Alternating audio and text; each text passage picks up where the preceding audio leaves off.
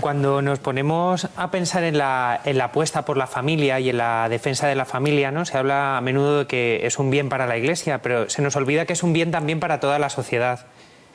¿Por qué los políticos y la clase política, ya no solo en España, sino en toda Europa, no apuesta por la institución de la familia, ¿no? El otro día en el diario adelantábamos unos datos del Instituto de Política Familiar que decía que para que este país siga adelante hacen falta exactamente 280.000 nacimientos. Es decir, si hablamos de déficit en lo económico, quizás es más preocupante este déficit en lo social, ¿no? No va a haber una nueva generación de españoles. ¿Cómo poner remedio a esto y cómo la clase política... ¿Qué llamamiento? ¿Qué le pedimos a los Reyes Magos para la clase política?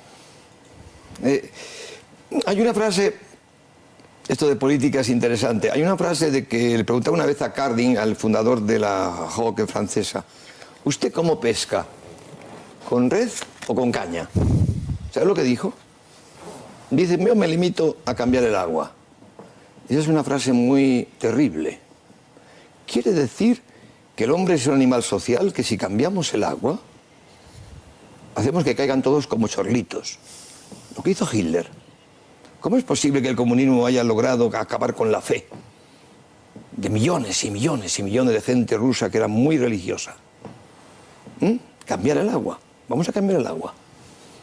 Con las leyes se cambia el agua. Con las leyes. Por eso entonces, ¿qué quiere decir? Kiko, ¿quieres decir que si esto es verdad tendríamos que ocupar la política? Vamos a ocupar los medios de comunicación para cambiar el agua. Gramsci, fundador del comunismo, Partido Comunista Italiano, dijo que había que ocupar todos los medios de comunicación. Y cogieron todo, los periódicos, la televisión, la radio, todo comunistas, para cambiar el agua, ir cambiando a las personas. O sea, te van metiendo en un ambiente, ¿entiendes? Entonces, no, nosotros creemos que nosotros creemos que Dios... Hombre, no digo que no haya cristianos que tengan una vocación social, porque Dios le va, según hablábamos antes, su voluntad. Hay hermanos en el camino que se dan cuenta de que el mayor servicio, la política es una gran, decía Santo Tomás de Aquino, es una forma de caridad suprema, en cierto sentido. Poner tu vida... Yo le he dicho a los hermanos que se han metido en política, vamos, que sentían de Dios, os pediría una cosa, no cobréis, meteos en política pero gratis. Pero política como servicio a la sociedad. Sabiendo que el príncipe de este mundo es el demonio, dice la Escritura, y siempre vence. Esto a muchos se escandaliza cuando lo digo yo, y es la verdad. Siempre vence el demonio. En este mundo, Cristo no tiene donde reclinar la cabeza. Y yo, si soy el cuerpo de Cristo, seré perseguido, calumniado, insultado. El Papa ha dicho la cantidad de muertos y asesinados. Hoy están persiguiendo a los cristianos en todo el mundo. Miles y miles y miles. Los cristianos no tenemos donde reclinar la cabeza. Pero tenemos dentro el don de la esperanza, la virtud de la esperanza. Sabemos que morir, dice San Pablo, es con mucho lo mejor. Morir, es ir con Cristo. Por eso, el morir. No dice San Pablo, no sé si es mejor morirme o quedarme para ayudaros, pero con mucho es morir, es ir con Cristo. Porque la muerte ha sido vencida. Los cristianos llamaban a la muerte dies natalis, día de nuestro nacimiento celeste. Y vemos a la muerte como una fiesta. Y los cristianos hacemos del funeral una fiesta. No lloramos. Esto es ser cristianos. Todo se ha perdido. Se ha desmoronado la catedral de Europa. Se ha desmoronado la fe. Sí, y con la fe se desmorona la cristiandad. Y con la cristiandad se desmoronan las vocaciones. ¿De dónde van a tener vocaciones los jesuitas o los salesianos, los religiosos, si se está desmoronando la fe de la sociedad? Kiko, dices que se ha desmoronado la fe. En el libro que nos presentaba hace un momento Inmaculada, El Querigma, la chabola de los pobres, tú haces un relato de cómo tú recuperas la fe. Y hay un momento que a mí me ha impresionado especialmente, que es cuando te dan el Premio Nacional de Pintura.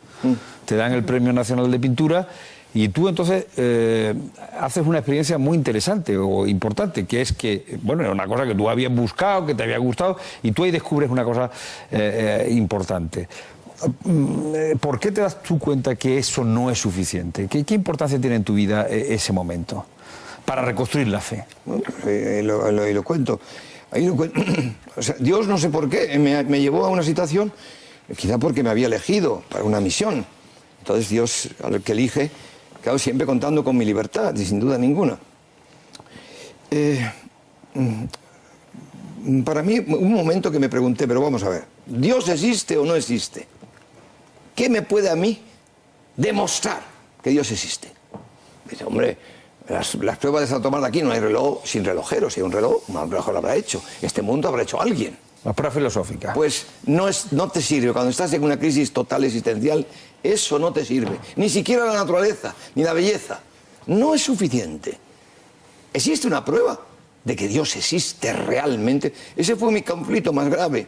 Porque para mí era una cuestión de vida o de muerte. Y cuando me dieron este premio extraordinario nacional, que salió en la televisión y tal, con un cuadro llamado La Espera, que fue muy importante, y que habló Vázquez Díaz en aquel momento de mí. Dice, si me lo dio cuando tenía 19 años, si cuando este pinta así cuando tenía 19 años, ¿quién no pintará cuando tenga 50? Bueno, bien, pues me quedé sorprendido que toda esa tragedia que yo tenía, a mí esto no me sirvió para nada. Mi interior, que estaba muerto, continuó completamente muerto. Pero lo que os decía antes, ¿qué es la fe? Dice San Pablo, ¿la fe qué es? Pues que el Espíritu de Cristo penetra dentro de nosotros y da testimonio a nuestro espíritu. Yo me encontré de pronto con que me dio testimonio el Espíritu de Cristo. O sea, Dios existe, pero no me lo decía la razón, no me lo decía la fantasía, ni el sentimiento. Era una certeza que te da testimonio el Espíritu de Cristo, es palabra de Dios. Te da testimonio el Espíritu de Cristo de que Dios existe. Yo me acuerdo que lloraba, me salían lágrimas como a chorros. Digo, ¿pero por qué lloro así? Claro, pues porque estaba pasando la muerte a la vida. Y me acuerdo que voy a buscar un cura y le dije, pero, oiga, quiero ser cristiano. Y me dice, ¿usted no está bautizado? Digo, sí. ¿Y usted ha hecho la primera comunión? Digo, sí. Pero bueno, quiere decir que me he dado cuenta de que yo no tenía formación cristiana. No tenía formación. Y no se sabe cómo formar a un cristiano de verdad para responder a la realidad de hoy social. Kiko, yo les sugiero que lean el libro, El querigma en las chabolas con los pobres, en el que se narra esa experiencia de Dios, en el que se narra cómo nace el camino neocatecumenal y cómo desde las chabolas pues, ha acabado en los 5 continentes. Pero a mí hay una cosa que dices que me ha llamado poderosamente la atención. Dices, estoy condenado a contar estas cosas, lo que hoy nos estás contando, sí. Poniéndome en evidencia, aceptando ser juzgado como alguien que se cree un santo, un vanidoso, un presuntuoso o algo por el estilo. ¿Te sientes así? Sí. Sí, no, yo, por voluntad de Dios, mira, hacer el querigma en la Plaza de Colón, para mí es un sufrimiento porque me expongo como un payaso, ¿entiendes? Yo, mi realidad natural es ser pintor, es pintar, ¿entiendes? No ponerme allí. Pero, ¿y si Dios me lo pide? Porque los hombres el hombre es un animal social, también somos un mamífero gregario, necesitamos líderes, profetas, indicadores, y no hay.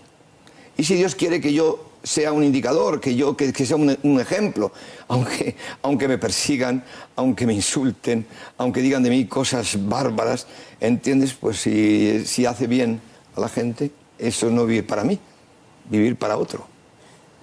Comentabas, Kiko, el miedo que te implica el domingo, ¿no? Ese temor de ya nos encargaremos los periodistas de titular o de mirar de una de otra manera. Ahora que tienes la oportunidad, ¿qué mensaje te gustaría que calara en la gente que en ese momento se conecte con la tele o lea el periódico y diga el porqué de este domingo? ¿Qué mensaje te gustaría que llegara eso, a todos los españoles? Bueno, yo quisiera que me escucharan el querigma, sería importantísimo. Mira, si tú conoces una persona que tienes amigo tuyo, o tu primo que dejó la iglesia, invítale a que venga a escuchar el querigma, porque la fe viene por el oído y puede que en aquel momento, fíjate, yo voy a anunciar una noticia, si en ese momento, ese primo tuyo que está fuera de la iglesia, por no sé qué casualidad, porque Dios, fíjate lo que dice San Agustín, porque hoy existe mucho pelagianismo. Pelagio decía que el hombre puede hacer el bien sin la gracia, y eso ha sido gravísimo. Y San Agustín y San Jerónimo le demostraron que eso es falso. Tú no puedes decir que Cristo es Dios sin el Espíritu Santo. Entonces, cuando yo te anuncio el querigma, el Espíritu Santo se pone cerca de ti para ver cómo actúa la fe. Y yo te hablo y te digo, Dios te ama. y el Espíritu Santo te dice, eso que dice Kiko es verdad. Ahora tú lo tienes que decir sí o no. Y tú me dices, sí, sí. Entonces te está invitando el Espíritu Santo a adherirte. Eso quiere decir que Dios te está llamando a la fe. Porque la fe es un don gratuito. La fe es un don gratuito. Entiendes que tú no te puedes dar a ti. Dios, dice Cristo, yo os he elegido yo. Entonces fíjate tú. Por eso... ¿Cómo que hay que anunciar el querigma? Pero para anunciar el querigma primero hay que abrir el oído. Entonces hay que hacer comunidades cristianas que den estos signos. Sí, me callo. Tenemos que acabar ya. Sí, muy bien, lamentablemente, gracias. porque al final se ha hecho el espacio corto, ¿verdad? Pero yo les animo a que, bueno, pues a las 10:30 el domingo, Kiko Argüelles.